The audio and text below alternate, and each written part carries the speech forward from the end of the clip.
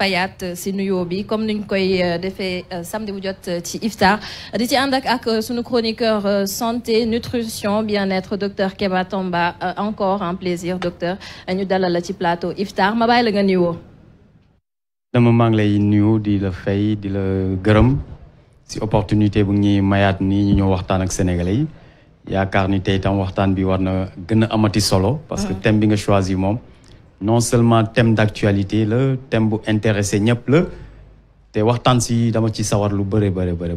ñu bëri sax dañ ko laaj moo tax ñu choisir thème boobu muy diabète nekk loo xamante ne problème bu mag la fii ci Sénégal bu fekkee ne sànq maa ngi koy wax ñu ñëpp xam nañ koo xamante ne dafa am diabète bu ñu sukkandikoo ci chiffre officiel yi nee nañ taux de prévalence bi maanaam ñi ko am Sénégal xayma bi toll na ci 3,4% su ma juumul.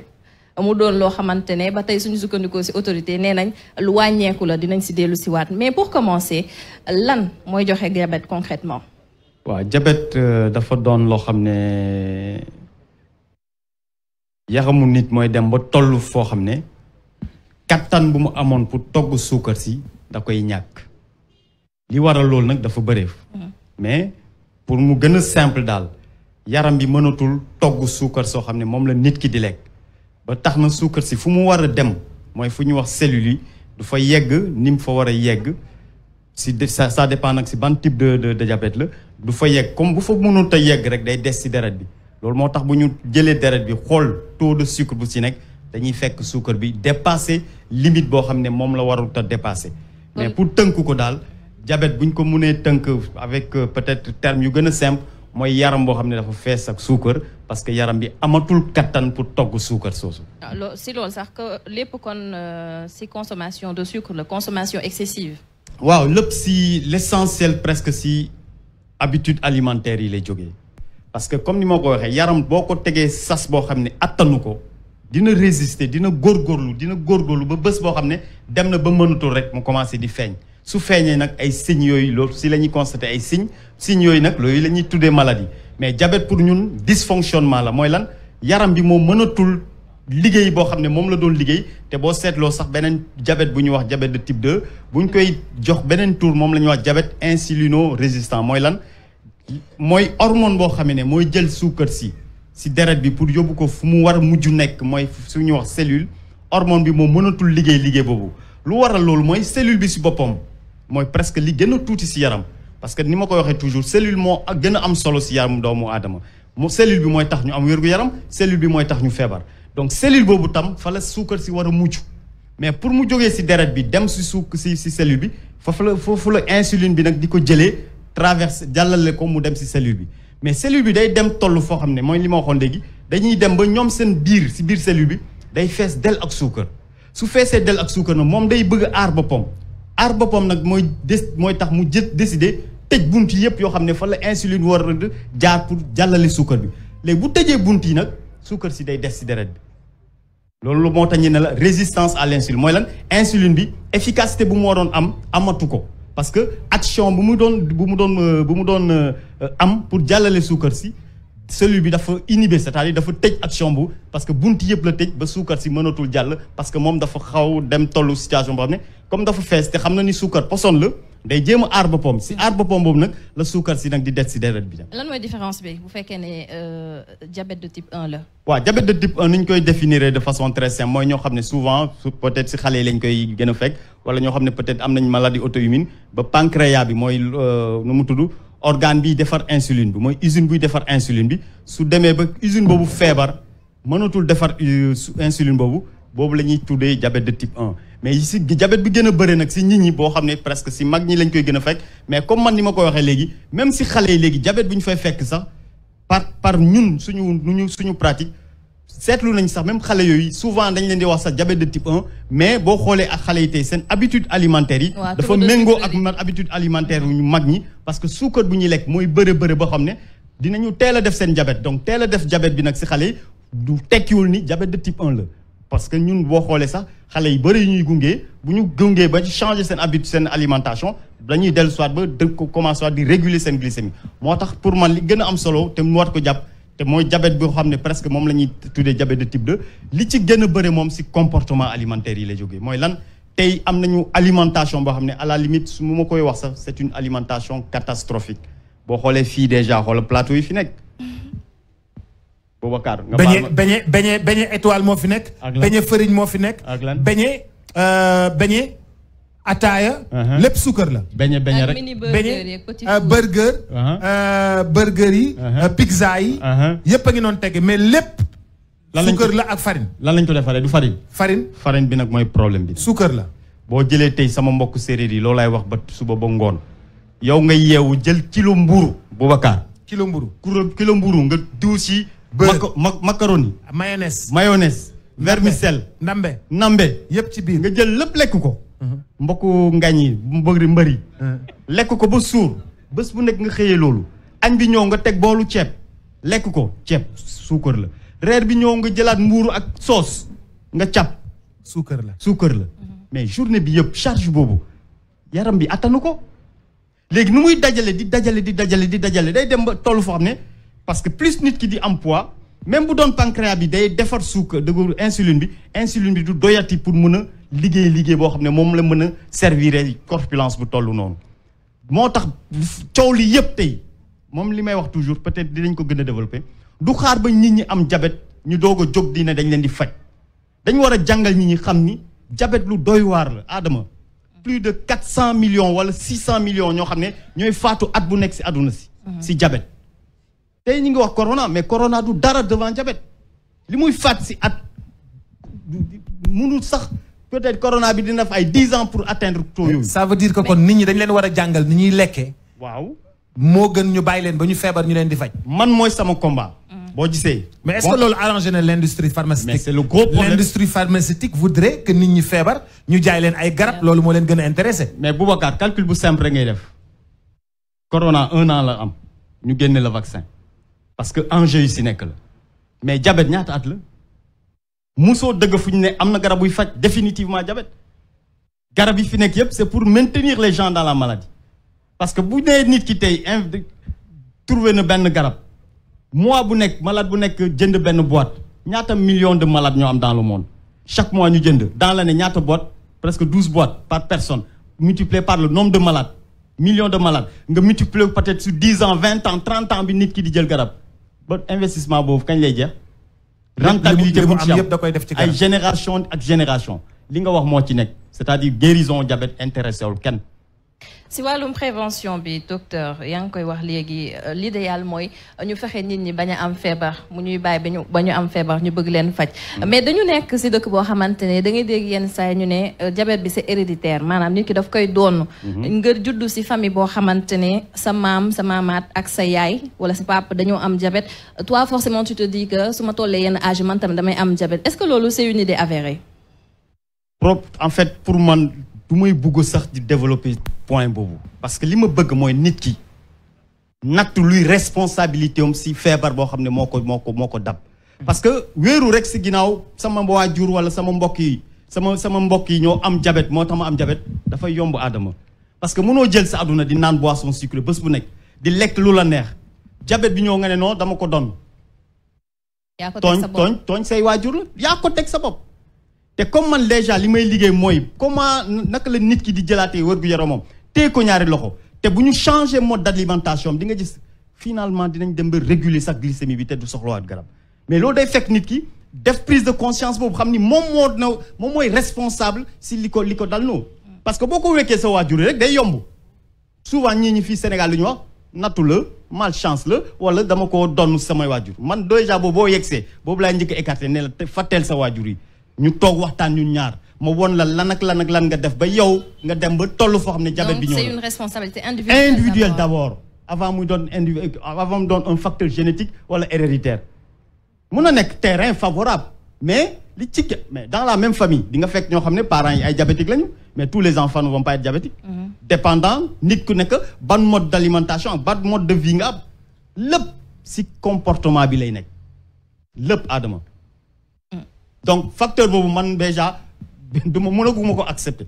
même bu xam naa ni am na mais en fait proportion bi dafa tuuti dafa faible. mais si mode d'alimentation bi c'est quand même difficile wax dëgg yàlla nga réduire sa consommation en sucre suñu xoolee ñun suñu façon de manger. mais à quel moment le nit ki war a dem saytu gëstu pour xool ndax taux de sucre am mu ngi nekk toujours à la normale wala dépassé na. wala bu amee yenn mandarga yoo xamante nemmeeku na ko si moom rek war na xalaat automatiquement ne diabète. waroo toog sax xaar ba yéeg ni fu mu nekk nii déjà signe diabète bi commencé na di présenter aussi. éducation bi war déjà mooy comme ni nga ko waxee nii parce que yow pour yow nit mënul toog te lekkul suukar toujours sama exemple lay joxe du mu amul benn bekk suukar bu may yokk si li ma lekk boo ma xoolee ñun ñaar kan moo si gën a taxaw. man. déedéet Adama da ngay neexal sa bopp. day neexal bul neexal sa bopp. c'est pour te dire que perception bu ñu am si suukar moo nekkul te actuellement surconsommation de sucre la ñu wax la ñuy def ndekki bi ba reer lu ñuy lekk yëpp suukar la aliment transformé yi ñuy lekk yëpp suukar la tant que yaruñu nit ñi ba ñu xam ni type d'alimentation boobu am nga mu doon alimentation boo xam ne c'est soutenu par le marketing mooy lan gars yi ñoo ñu gëmloo ni lii mooy façon lekkin boo xam ne mooy bu baax mooy li ñuy présenté nii tey nit ndogu comme ni nga ko gisee léegi. ñu invité ko ñu teg table yi affaire yi fees ah benn banaan ñaari banaan rek nga fa seen n'est-ce pas. ñaari banaan rek waaw li si des yëpp ay. li si des yëpp ay merguez ay saucisson. brochette waaw ak Alaaji Ngañ brochette. parce que industrie alimentaire bi tam moo ñu gëmloo ni tey lekk bu normal mooy charcuterie. mooy nu mu tudd viennoiserie. mooy saucisson yi yooyu la nit ñi yaakaar. ba tax na tey. kuy ndogu te amoo yow sa yaakaar nga ne ndogoo. Alaaji Ngañ kuy ndogu amoo café ak meew yaakaar nga ndogoo. kuy ndogu amoo nu mu tudd mburu bu normal yaakaar nga ndogoo. parce que malheureusement éducation alimentaire la ñu musul a am suñu dund. te tant que nit ñi xamuñu ban type de parce que man tey par exemple su may dem di jëndi dara si marché mais mënuma jënd comme la masse. li may su ma demee di jënd mënuma jënd comme ñëpp parce que bu may jënd dara xam naa lu tax ma koy jënd li may jënd xam naa lan lay def sama yaram. li may jënd daf ma war a faj waruma gaañ. mooy lekk boo koy jëfandikoo da nga war a xam. lan la mën a àndil ban njëriñ la. man daal benn laaj laa koy laaj. vas-y Alaaji Ngañ yow looy dundee. li may dundee kay yomb na. lan la. yomb na de. lan li may dundee mooy lépp loo xam ne. boo xëyee le matin looy lekk ba pare. su ma naanee sama ndox ba pare. ndox bu bëree nag. moom ngay jiital. moom lay jiital toujours mu raxas sama yaram. waaw parce que beneen éducation boo xam ne amuñ dafa jàngaluñu ko mooy nu mu tudd Ngañ. ñun bu ñu yeewoo bu lu ñu njëkk def mooy dem douche jëgal si toilette yi sangu. raxas biti yaram bi. mais kenn jàngaluñu ni li njëkk war a jiitu d'abord mooy raxas sa biir yaram d'abord. naan mu set naan ndox lu toll ni ci ñaata. ndox ça dépend si capacité ku nekk. waaw man personnellement sama 1,5 litre yi dama koy jeexal. le matin teint après teg ci lan. teg si li ma ci teg loo xam ne leneen lu ñëw raxasaat sama yaram. lan la jus d'agrumes la. agrumes. comme maanaam jus de fruit naturel. mooy limon. waaw pamplemousse. waaw orange. voilà pressé ko frais naturellement man naan ko. le matin mu ñëw raxasaat sama yaram ba mu set. nga teg ci. doog nag dem xalaat li may ndekki. moo ndekki li may ndekki. parce que ndekki li mooy repas bi gën a am solo. mooy lépp loo xam ne man ni may fonctionner journée bi ba ngoon dina ma indil loo xam ne mooy li sama yaram defar comme quantité de mu tuddati énergie bu may fonctionner mooy lan fruits yëpp lay jël. le matin. waaw dugal ko sama blender. mu mixel ma ko mélanger ma ko ba mu pare. waaw ma am sama benn nu mu tudd concentré bu ma ciy yokk boo xam ne maa ko defaral sama bopp. boo xam ne tous les aliments les plus riches moo si nekk ma defar ko ma yokk ko ci biir moom lay naan le matin su ma si naanee ba pare. waaw damay fonctionner ba ngoon du ma soxlawaat dara. kon yow loolooy sa ndekki. jeex na su midee looy lekk. mbindi sax du ma fa jaar. doo lekk midi. du ma lekk looy reere. su may reer nag ñëw. waaw ba julli timis ba pare. waaw ma jël sama benn soupe de légumes naan ko ba pare. soupe légume. mooy lu ñuy wax bouillon yi. dañ koy baxal rek ak ndox. déedéet ban baxal ndox. am na ñu dañ ci def diwlin. dañ koy defar ba pare mixé ko mu doon soupe bu may naan. waaw ma naan ko ba pare. waaw ju liggéey. ñoo toog jël sama assiette légumes. bu mag. feesal ko ba mu fees. def ci vinaigrette bu neex. ma lekk ci ba kontaan. ba presque suur. su ma paree nag comme añu ma sama añ bi dañ ma koy bàyyil foofu ma tibb ci tuuti. añ bi lan la. lépp lu ñu togg añ. mën na nekk ceeb mën na nekk tous les jours damay lekk ceeb. nga ñam ci. tous les jours dama si mais li ñam ma rek. ciy lekk. mënatuma gaañ. ok xam nga tooy joolaa bu toog di lekk ay 5-6 d'accord. cuillères kuddu. ceeb xam nga loolu problème la. du ko def dara. kon la nga jiital. li may jiital moom mooy faj d'abord parce que moom laa jàngat rek la yaram dañ koy dundal alaaji ngañ cër day dund li ko war a dundal tam dafa war a doon ñam buy dund te ñam buy dund mooy ñam boo xam ne kenn togg ko kenn transformé wu ko te loolu fan nga koy fekk mooy fruit moo tax nga gis suba si lépp luy fruit lay dajale sans exception ma boole ko mixé ko naan ko ma jox sama yaram lépp li mu soxla bu ngoonee tam balaa may def dara légumes yi laay jël parce que mooy ñam yoo xam ne kenn transformé ko li yaram bi soxla foofu laa koy fekk ma jël ko nag lekk ci ba baax doog a nag tibbal si loo xam ne comme lii duma ko laal mais comme lu ñu togg añ wala togg reer ma tibb ci waaye la ko jiite li jiitu daal ci yaram bi toujours lu ñëw ndox fruits et légumes daal c'est conseillé ndox fruits et légumes c'est l'essentiel mais comme ni ma ko waxee rek sama façon dundin du loolu mooy yitteel ñi li am solo mooy nit ñi xam lan mooy faj garab bu njëkk alaaji ngañ mooy li ngay lekk li ngay dugal sa yaram moo lay njëkk a faj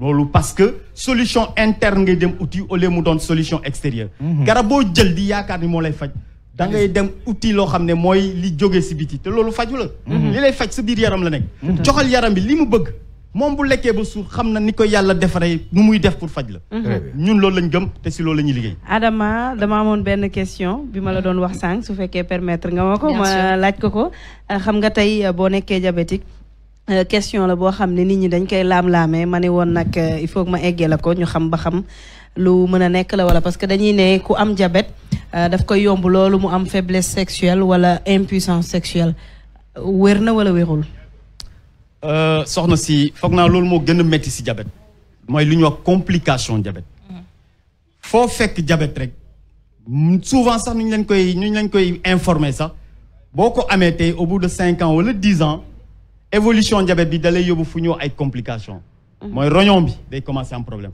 boo demoon tey service de néphrologie ñi ngi fay fekk ñëpp ñuy def dialyse ñi ci gën a bëri diabète moo leen fa yóbbu nga dem tey ñoo xam ne maladie cardiovasculaire la ñu am ñu ci gën a bëri diabète moo leen ko jox li ngay wax ni mooy dëgg te moo nekk di tas kër yi tey foo fekk diabétique bu amee tuuti sincérité wax la këram a ngi tas parce que mënatul boppam dara. alors kooku nan la mën a def ba gérer activité sexuelle am. non pour gérer activité il faut nga gérer diabète bi delluwaat joxaat sa yaram kattan boo xam ne moom lay mën a am parce que deret la nit ki puissance bi mooy lan érection bi deret moo ko indi mais ñëpp ñoo xam ne diabétique la ñu seen vaisseau yi day am problème donc bu ñu amee problème deret bi du mun a circuler te bu deret bi circuler wul nag érection mënu ci am moo nekk di tas kër su diabète bi wérul kon du mën a. dara mënatu ko li nu mu mën a def mooy lan jëlaat boppam ñu woon ko nu muy defee ba lekk parce que boo xoolee déjà bu nit ki demee ba perte poids li ma fi doon wax léegi mooy résistance à l'insuline xëy na peut-être beneen question bu may laaj ndax diabète dina wéru pas su ma koy développer di nga comprendre tant que nit ki demul ba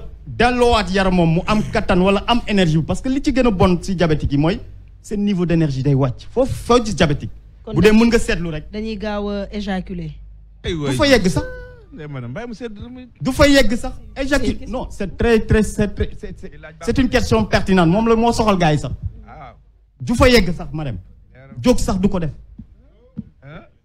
te nag psychose boobu nag moo leen di abattre ba moom day tiit c'est-à-dire bu xalaatee loolu rek du bëggati dara parce que mënatuñu boo dee nag yow benn ñaar ñett nga ci am nag catastrophe la donc complication yi nag Adama moo tax ñu war a waxtaan ci diabète parce que complication yi li muy def dafa garaaw xam nga dignité góor weesul nga dem ba mënatoo soo mënatul rek sa kilifte sax day wàññeeku nga toog sa kër ñëpp di la xool sa jabar rek mooy xam ni yow ndekki dara ndewut fa su dee nag jabar bu àndul ak xel rek fa lay jaaree rek xeb la te góor nag xam nga loolu bu wàññeekoo si moom rek mun naa la ne bu nit ki ñëwee sax di la dënk diabètoom si suuf loolu la lay wax fu ma nekk ni mënatuma dara donc boo xoolee déjà dégâts yooyu ñun loolu moo en fait loolu moo tax ñun orientation bi du xaar ba nit ñi feebar parce que bu ñu feebaree rek loolu yëpp day yegsi nañu delloowaat nit ñi ñu xam ni comportement yi ñu am tey fu mu ñu yóbbu du fu baax diabète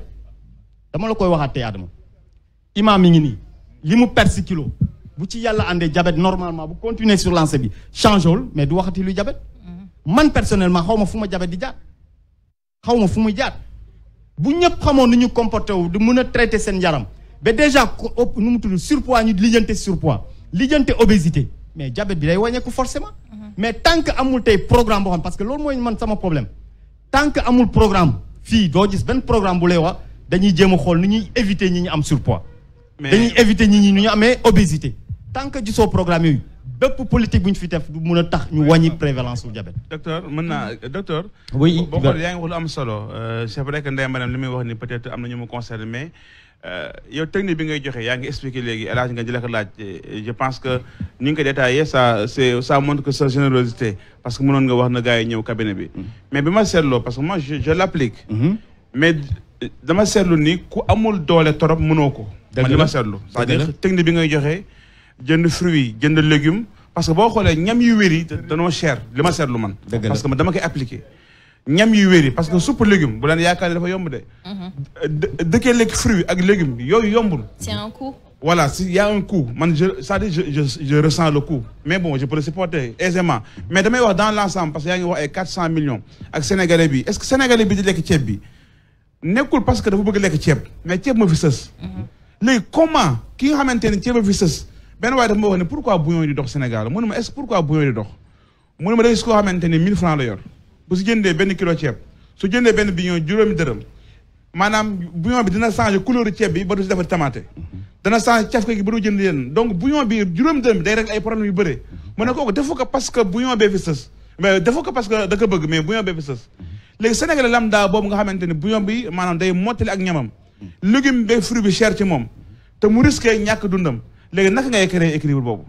waaw xam nga ni ma koy waxee toujours même bu dee problème moyen day posé wu mais li ci gën a am solo mooy problème d'information et d'éducation parce que tey pour man tey bu nit ki demee ba xam ni benn banaan bu may jënd moo gën a yomb 50 francs pain ak li ñu ci def boo jëlee gars yi seen ndëkki moo gën a cher benn banaan wala ñaari banaan mais parce que pour moom lekk mburu bi parce que xel mi fii la ko bàyyi si biir bi xalaatul ay cëroom pour moom lekk fukki dërëm mbuuru ak li mu ciy def moo gën pour moom que benn banaan bu muy lekk parce que nit ñi dem nañ ba yaakaar ni benn banaan du lekk alors que li nekk si ngëneel li nekk si ferñeent li gën si sa wér-gu-yaram boo koy natt banaan bi sax munoo ko natt ak mburu bi mais parce que nit ñi information bi la ñu amul d'abord donc li war a jiitu mooy nu ñuy waxtaan ak nit ñi ba nit ñi xam ni lekk bi lii moo tax ñu jóg pour dem lekk du feesal biir bi donc nit ki lekk banaanam par exemple li yaa ngi ma doon laaj lan laay def midi.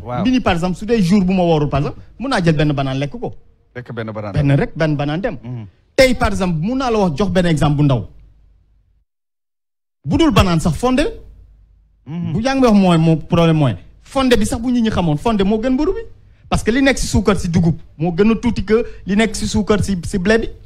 mais nit ñi sax léegi kersa la boo demee si village yi sax. nit ñi lekkatuñu fonde parce que léegi ñëpp a bëgg a moderniser wu mburu la ñuy lekk bon donc pour moi même bu dee problème moyen day posé j'accepte que même bouillon yi c'est parce que c'est exceptionnel du ñëpp ko mën a naan soupe de légumes du ñëpp c'est-à-dire bu ma jotee malade boo xam ne dama si jot des fois malade boo xam ne diabétique la mu xool ak moom bu nul jënd fruit il faut mu trouver solution boo xam ne moom lay adapté par rapport à son profil kon maam Ablaye Wade lu mu doon wax ni moom fonde rek lay naan fonde bu xëyee fonde lay naan moo tax mu gudd fan nii. la preuve a ngi de xaw ma leneen lu mu si teg mais déjà loolu rek. loolu rek ak kenkeliba bi rek fonde la wax ak kenkeliba. mi ngi noonu la preuve mi ngi nii ba tey mi ngi fii. waaw mi ngi fi yàgg te wér. yàgg fi wér donc imam pour wax ni c'est vrai que ñun peut-être suñu dëkk yi. moyen taxu ko demee mais pour man le gros problème mooy information nit ñi amuñu information. moo tax ñoom.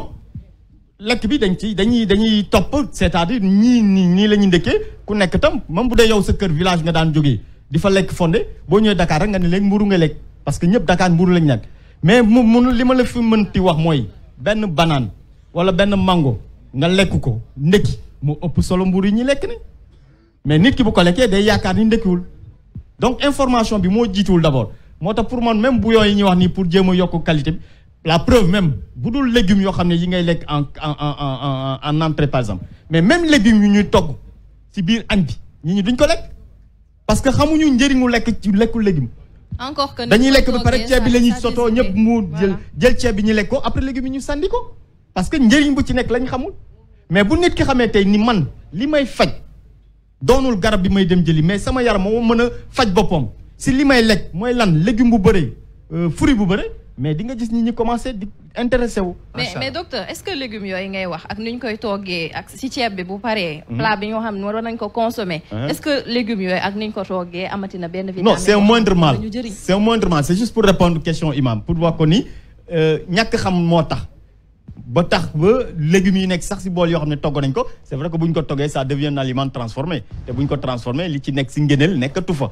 te loolu boo seetloo Sénégal nit ki sax di nga gis des fois mu ne damay lekk légume soo ko laajee ban façon légume mooy légume bi nekk si ceebu jën bi wala légume bu nekk si maafe bi presque boobu dara desatu fa. mooy ni ma la ko doon waxee keroog boo dépassé 40 degrés rek presque ferñeent yi nekkatu fa. mais Adama kon ñi may rejoindre ñi may fekk si crudité yëpp crudité mooy bu baax bi. mooy yow kay fi nga tey kay baax na. man crudité laa ko tey non boo xoolee sa niveau d'énergie rek nga xam ni bokk ak gars yi. man li may liggéey ñu mais man benn problème rek la am. mooy ban. dinaa naan au moins 12 wala 13 taasu café. waaw question boobu daaw bi ma Adama interviewé ba jàllaleeg bande bi dëgg naa nga koy laaj question boobu. waaw 12 wala 13 taasu café 4 taasu café bu ne ñaari bekk suukar. foofu na nga war a def effort. ah d'accord. parce que café bi malheureusement comme ni ma ko waxee dañu dugal suñu bopp ni tant que yeewoo naan sa dose café wala journée bi naanoo sa café rek. doo jàpp forme wala doo nekk dans situation de performance malheureusement su ma la expliquoon tey par exemple yow instant yi ngay jël dose de café di ko naan noonu sa cerveau instant boobu repos la soxla bu soxlee repos dafa am lu muy sécréter pour mu dem tax nga mën a noppalu yow boo jëlee café bi naan ko caféine bi day ñëw jël place wu si récepteur yoo xam ne moom la hormone bi cerveau bi defar pour nga mën a noppalu café bi mooy ñëw jël place am pour mu mën la pousser en éveil mais le fait nga koy def di ko répéter finalement da ngay dem di épuiser sa yaram di épuiser mais pire encore café bi da lay acidifier te ni ma la waxee keroog acidité bi mooy loo xam ne vrai combat contre la maladie mooy lutter contre l'acidité donc vrai effort bi nga war tout li ngay def ni baax na mais boo defee effort ba mën a man presque j'étais dans la même situation damay daan feesal kaas yu mag yi laa daan feesal café xam nga ordinateur bi facilement nga commencé di sonn damay feesal noonu lay naan depuis 8 heures ba midi du ma arrêté jusqu'au jour où on m'a démontré li café di def sama yaram bés boobu laa décidé arrêter et ça fait 10 ans tey li ma la wax nii su ma ko naanee ba pare le matin nii je suis plus éveillé que tout le monde te du ma jël benn dose café même tey sax du ma ko jël moo tax ma ne lépp conditionnement la soo demee ba yow nga démarche conditionnement sa bopp dem ba génne café bi si yow performance bi ngay gis sax day lay yëm waaw parce que 2 cafés yi ngay def noonu 2 morceaux de bec 2 morceaux de sucre capitaliser nga xool dans la journée 12 c'est énorme. Ça fait 24 becs de sucre. C'est énorme. 12 tasses de café, 24 becs de sucre. Ça fait combien de becs dans l'année? Faut nga ko évaluer pour xam la masse. bàyyi naa ko tey diabète sorewut. jeex na takk te diabète wóor. jeex na takk jeex na. beneen bi ci topp bu ta xam ne ñii duñ ko def c'est l'activité physique Adama. sport lu am solo la. parce que sport bi moo lay permettre li nga stocké nga lakk ko. mais nag du dem sport ba pare ñëwaat ngoon bi nga recharger waat. parce que loolu mooy problème bi sportif yi fii moo tax ñun souvent. ak ni ma koy waxee ak mbokku ngañi personne à risque la ñu parce que dañu pour ñoom dañuy yaakaar parce que maa ngi sport après lu ma neex laay lekk mënul nekk mënoo sport ba pare ñoo jël ay canette boisson di ko naan di jël lu ñu leen wax ay boisson boost ñuy booster énergie yooyu yëpp ay marketing kese la boo demee natt si biir kii déjà Boubacar natt na 24 morceaux par jour mais boisson yooyu déjà boo ko jëlee benn rek tu as l'équivalent de 5 6 7 morceaux de sucre à l'intérieur donc sport bi tam lu am solo lu ñu mën a jàppale te boo xoolee man bu ñuy gunge sa diabétique bu ñuy instaurer activité physique rapidement nga gis ñu commencer di améliorer régulation glycémie bi donc loolu yëpp ay facteurs la yoo xam ne li ci gën a am solo mooy lekk bi tant que nit ñi xamuñu ni lekk bi moo ñuy rey Adama 600 millions de décès par an c'est énorme. C'est énorme. te ñun ñu ko waxee la population mondiale a payé un lourd tribut même complication yi ñaata personnes la ñuy amputer chaque année. demal service ophtalmo ñoo fooy gis ñëpp problème mu bët diabète moo leen fa yóbbu. bët yi rek déjà nga perdre sa vue rek handicap boobu rek xoolal ban état de psychologie la lay teg si yow. nit boo demee ba mënatoo gis liy génn si yow sax mënoo ko nag te loolu yëpp diabète moo la ko yóbbu. insuffisance rénale presque ñi ci gën a bëre diabète la li muy wax ni problème mu posé ni moo nekk di tas kër yi. parce que góor bu mënatul boppam problème la. Serigne Ngagne xam na li may wax. te moo fi bëre gars yi dañuy dox nii mais dara mënatuñu ko mu tas kër yi su dee nag xale bu ndaw nga yor kër ga nag beneen problème la donc loolu yëpp bu ñu ñëpp xamee ni mieux vaut prévenir que lekk bu ñuy lekk nii nag moo ñuy yóbbu foofu man sama choix moo tax ma ne population yi lay adressé wu moo tax sama communication yi sama conférence yi sama formation yëpp population yi ñoo fay ñëw toog ma tàggat leen won leen ni yaram di fonctionner lan la yaram soxla ñi fa jógee comprendre dem changer seen mode de vie lépp mooy changer radicalement en une semaine nga gis ay changements yoo xam ne ñooñu ñëpp tey sans compter maintenant diabétique yoo xam ne corriger nañ seen problème de façon aussi simple ak alimentation peut-être boobu après nañ ci yegg. moom dafa am sax question maman. laaj sax ndaxu réeruma kii ndegam yu baax yi yëpp mënoo koo boole café Touba ak meew boo toogee lépp docteur tere nañu ko maanaam man fi mu nekk damaa jàq sa ba fàtte question bi waaye félicitation sa liggéey rafet na dégg nga. jërëjëf. yàlla na la yàlla bàyyi ak sa xel. merci waaye Ndeye Marème tiit na fi mu toog ndax yow li nga tere yëpp moom da koo bëgg. waaw mu ngi noonu de. jërëjëf mais docteur. xam nga man sama maam dafa feebaroon bi ñu nekkee xale. mu dem ci docteur bi xool ko ba pare tere ko yàpp. waaw. tere ko sos. tere ko diw. waaw. tere ko mburu. ne ko de lekk ay fruits. ñu ne nañ dem marché ñu jëndal ko ditax. jëndal ko mango. jëndal ko sidéem. jëndal ko sump. jëndal ko ananas. jëndal ko banaana. jëndal ko mu jàpp une semaine di lekk yooyu vraiment mu yëg ni am na tan. maam bi yëg ni dëgg-dëgg am na.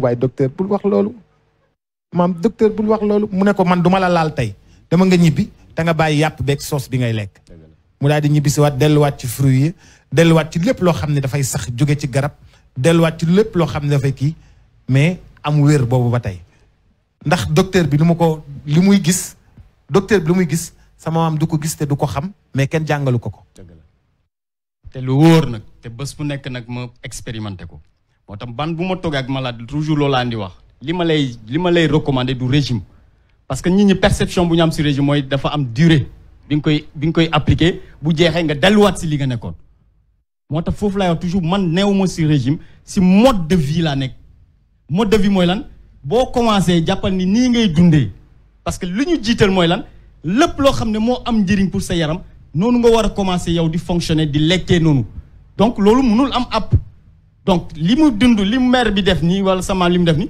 presque maladie dans la majorité noonu la ñuy def comme par exemple imam nii perte na autant de kilos mu dem ba ci kanam rek bugg a delluwaat si li mu nekkoon mais forcément day delluwaat si reprise de kilos yooyu donc mode de vie bu mooy permettre man tey nii amul lenn luy mën a tax ma changer li may dundee.